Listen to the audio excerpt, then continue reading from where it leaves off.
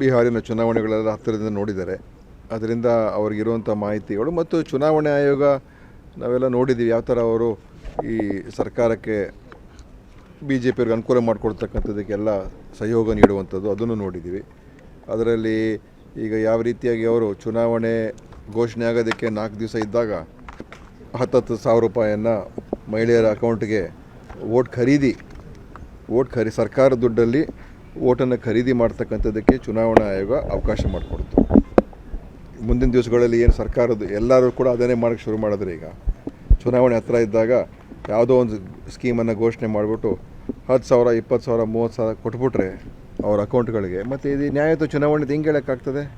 ಚುನಾವಣಾ ಆಯೋಗ ಯಾಕೆ ಅದ್ರ ಬಗ್ಗೆ ಒಂದು ಚೂರು ಕೂಡ ಕ್ರಮ ತಗೊಳ್ಳಿಲ್ಲ? ಇದು ಆ ಸ್ಕೀಮ್ಗೆ ಯಾವುದೇ ರೀತಿಯ ಒಂದು ಆಧಾರ ಇರಲಿಲ್ಲ, ಯಾವುದೇ ಅದಕ್ಕೆ ಒಂದು ಸೂಚನೆ ಇರಲಿಲ್ಲ, ಎಲ್ಲೂ ಇರಲಿಲ್ಲ.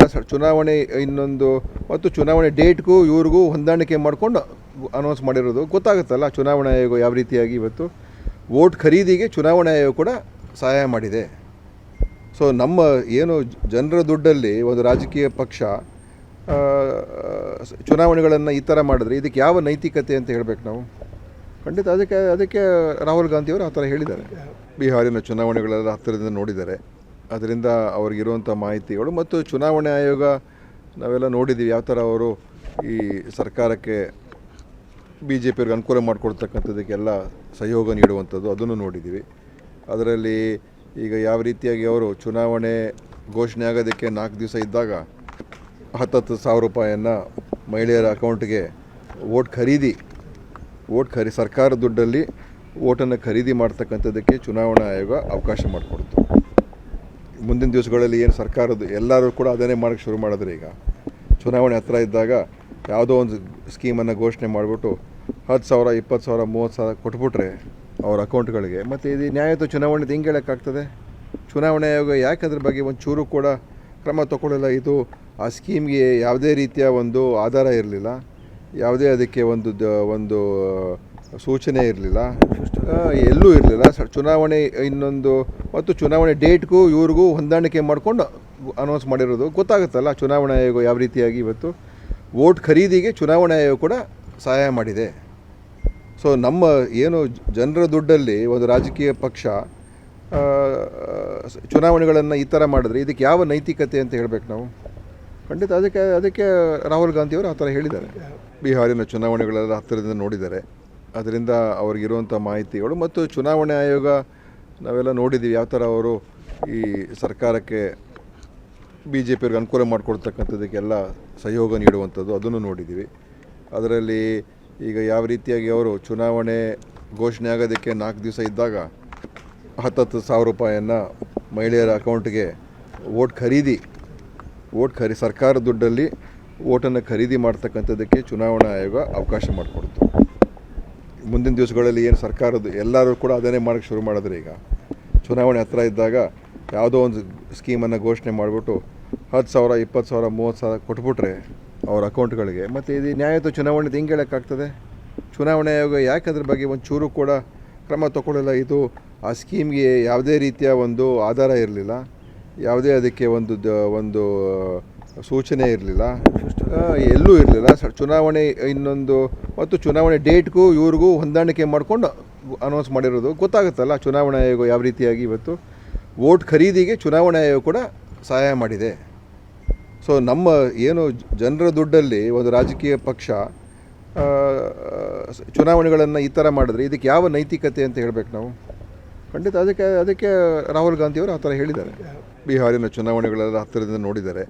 ಅದರಿಂದ ಅವ್ರಿಗಿರುವಂಥ ಮಾಹಿತಿಗಳು ಮತ್ತು ಚುನಾವಣೆ ಆಯೋಗ ನಾವೆಲ್ಲ ನೋಡಿದ್ದೀವಿ ಯಾವ ಥರ ಅವರು ಈ ಸರ್ಕಾರಕ್ಕೆ ಬಿ ಜೆ ಪಿಯವ್ರಿಗೆ ಅನುಕೂಲ ಮಾಡಿಕೊಡ್ತಕ್ಕಂಥದ್ದಕ್ಕೆಲ್ಲ ಸಹಯೋಗ ನೀಡುವಂಥದ್ದು ಅದನ್ನು ನೋಡಿದ್ದೀವಿ. ಅದರಲ್ಲಿ ಈಗ ಯಾವ ರೀತಿಯಾಗಿ ಅವರು ಚುನಾವಣೆ ಘೋಷಣೆ ಆಗೋದಕ್ಕೆ 4 ದಿವಸ ಇದ್ದಾಗ 10,000 ರೂಪಾಯಿಯನ್ನು ಮಹಿಳೆಯರ ಅಕೌಂಟ್ಗೆ ಸರ್ಕಾರ ದುಡ್ಡಲ್ಲಿ ಓಟನ್ನು ಖರೀದಿ ಮಾಡ್ತಕ್ಕಂಥದ್ದಕ್ಕೆ ಚುನಾವಣಾ ಆಯೋಗ ಅವಕಾಶ ಮಾಡಿಕೊಡ್ತು.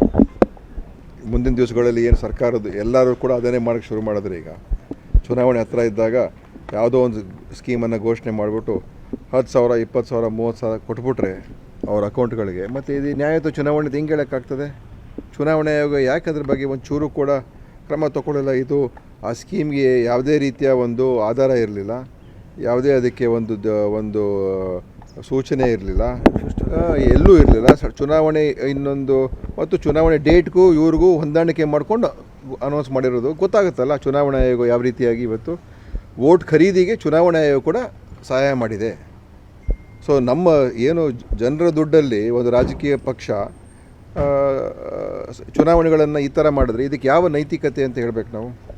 ಖಂಡಿತ ಅದಕ್ಕೆ ರಾಹುಲ್ ಗಾಂಧಿಯವರು ಆ ಥರ ಹೇಳಿದ್ದಾರೆ.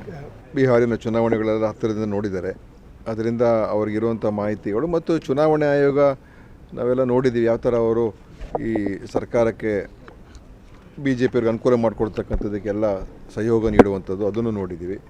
ಅದರಲ್ಲಿ ಈಗ ಯಾವ ರೀತಿಯಾಗಿ ಅವರು ಚುನಾವಣೆ ಘೋಷಣೆ ಆಗೋದಕ್ಕೆ 4 ದಿವಸ ಇದ್ದಾಗ 10,000 ರೂಪಾಯಿಯನ್ನು ಮಹಿಳೆಯರ ಅಕೌಂಟ್ಗೆ ವೋಟ್ ಖರೀದಿ ಸರ್ಕಾರದ ದುಡ್ಡಲ್ಲಿ ವೋಟನ್ನು ಖರೀದಿ ಮಾಡ್ತಕ್ಕಂಥದ್ದಕ್ಕೆ ಚುನಾವಣಾ ಆಯೋಗ ಅವಕಾಶ ಮಾಡಿಕೊಡ್ತು.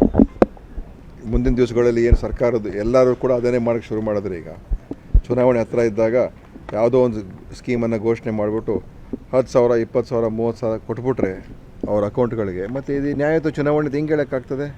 ಚುನಾವಣಾ ಆಯೋಗ ಯಾಕೆ ಅದ್ರ ಬಗ್ಗೆ ಒಂದು ಚೂರು ಕೂಡ ಕ್ರಮ ತಗೊಳ್ಳಿಲ್ಲ? ಇದು ಆ ಸ್ಕೀಮ್ಗೆ ಯಾವುದೇ ರೀತಿಯ ಒಂದು ಆಧಾರ ಇರಲಿಲ್ಲ, ಯಾವುದೇ ಅದಕ್ಕೆ ಒಂದು ಸೂಚನೆ ಇರಲಿಲ್ಲ, ಎಲ್ಲೂ ಇರಲಿಲ್ಲ. ಚುನಾವಣೆ ಇನ್ನೊಂದು ಮತ್ತು ಚುನಾವಣೆ ಡೇಟ್ಗೂ ಇವ್ರಿಗೂ ಹೊಂದಾಣಿಕೆ ಮಾಡಿಕೊಂಡು ಅನೌನ್ಸ್ ಮಾಡಿರೋದು ಗೊತ್ತಾಗುತ್ತಲ್ಲ ಚುನಾವಣಾ ಆಯೋಗ ಯಾವ ರೀತಿಯಾಗಿ ಇವತ್ತು ವೋಟ್ ಖರೀದಿಗೆ ಚುನಾವಣಾ ಆಯೋಗ ಕೂಡ ಸಹಾಯ ಮಾಡಿದೆ. ಸೊ ನಮ್ಮ ಏನು ಜನರ ದುಡ್ಡಲ್ಲಿ ಒಂದು ರಾಜಕೀಯ ಪಕ್ಷ ಚುನಾವಣೆಗಳನ್ನು ಈ ಥರ ಮಾಡಿದ್ರೆ ಇದಕ್ಕೆ ಯಾವ ನೈತಿಕತೆ ಅಂತ ಹೇಳಬೇಕು ನಾವು? ಖಂಡಿತ ಅದಕ್ಕೆ ರಾಹುಲ್ ಗಾಂಧಿಯವರು ಆ ಥರ ಹೇಳಿದ್ದಾರೆ. ಬಿಹಾರಿನ ಚುನಾವಣೆಗಳೆಲ್ಲ ಹತ್ತಿರದಿಂದ ನೋಡಿದ್ದಾರೆ, ಅದರಿಂದ ಅವ್ರಿಗಿರುವಂಥ ಮಾಹಿತಿಗಳು ಮತ್ತು ಚುನಾವಣೆ ಆಯೋಗ ನಾವೆಲ್ಲ ನೋಡಿದ್ದೀವಿ ಯಾವ ಥರ ಅವರು ಈ ಸರ್ಕಾರಕ್ಕೆ BJPಯವ್ರಿಗೆ ಅನುಕೂಲ ಮಾಡಿಕೊಡ್ತಕ್ಕಂಥದ್ದಕ್ಕೆಲ್ಲ ಸಹಯೋಗ ನೀಡುವಂಥದ್ದು ಅದನ್ನು ನೋಡಿದ್ದೀವಿ. ಅದರಲ್ಲಿ ಈಗ ಯಾವ ರೀತಿಯಾಗಿ ಅವರು ಚುನಾವಣೆ ಘೋಷಣೆ ಆಗೋದಕ್ಕೆ 4 ದಿವಸ ಇದ್ದಾಗ 10,000 ರೂಪಾಯಿಯನ್ನು ಮಹಿಳೆಯರ ಅಕೌಂಟ್ಗೆ ವೋಟ್ ಖರೀದಿ ಸರ್ಕಾರದ ದುಡ್ಡಲ್ಲಿ ವೋಟನ್ನು ಖರೀದಿ ಮಾಡ್ತಕ್ಕಂಥದ್ದಕ್ಕೆ ಚುನಾವಣಾ ಆಯೋಗ ಅವಕಾಶ ಮಾಡಿಕೊಡ್ತು. ಮುಂದಿನ ದಿವಸಗಳಲ್ಲಿ ಏನು ಸರ್ಕಾರದ್ದು ಎಲ್ಲರೂ ಕೂಡ ಅದನ್ನೇ ಮಾಡೋಕ್ಕೆ ಶುರು ಮಾಡಿದ್ರೆ ಈಗ ಚುನಾವಣೆ ಹತ್ತಿರ ಇದ್ದಾಗ ಯಾವುದೋ ಒಂದು ಸ್ಕೀಮನ್ನು ಘೋಷಣೆ ಮಾಡಿಬಿಟ್ಟು 10,000, 20,000, 30,000 ಕೊಟ್ಬಿಟ್ರೆ ಅವ್ರ ಅಕೌಂಟ್ಗಳಿಗೆ, ಮತ್ತು ಇದು ನ್ಯಾಯಯುತ ಚುನಾವಣೆದು ಹೆಂಗೆ ಹೇಳೋಕ್ಕಾಗ್ತದೆ? ಚುನಾವಣಾ ಆಯೋಗ ಯಾಕೆ ಅದ್ರ ಬಗ್ಗೆ ಒಂದು ಚೂರು ಕೂಡ ಕ್ರಮ ತಗೊಳ್ಳಿಲ್ಲ? ಇದು ಆ ಸ್ಕೀಮ್ಗೆ ಯಾವುದೇ ರೀತಿಯ ಒಂದು ಆಧಾರ ಇರಲಿಲ್ಲ, ಯಾವುದೇ ಅದಕ್ಕೆ ಒಂದು ಸೂಚನೆ ಇರಲಿಲ್ಲ, ಎಲ್ಲೂ ಇರಲಿಲ್ಲ. ಚುನಾವಣೆ ಇನ್ನೊಂದು ಮತ್ತು ಚುನಾವಣೆ ಡೇಟ್ಗೂ ಇವ್ರಿಗೂ ಹೊಂದಾಣಿಕೆ ಮಾಡಿಕೊಂಡು ಅನೌನ್ಸ್ ಮಾಡಿರೋದು ಗೊತ್ತಾಗುತ್ತಲ್ಲ ಚುನಾವಣಾ ಆಯೋಗ ಯಾವ ರೀತಿಯಾಗಿ ಇವತ್ತು ವೋಟ್ ಖರೀದಿಗೆ ಚುನಾವಣಾ ಆಯೋಗ ಕೂಡ ಸಹಾಯ ಮಾಡಿದೆ.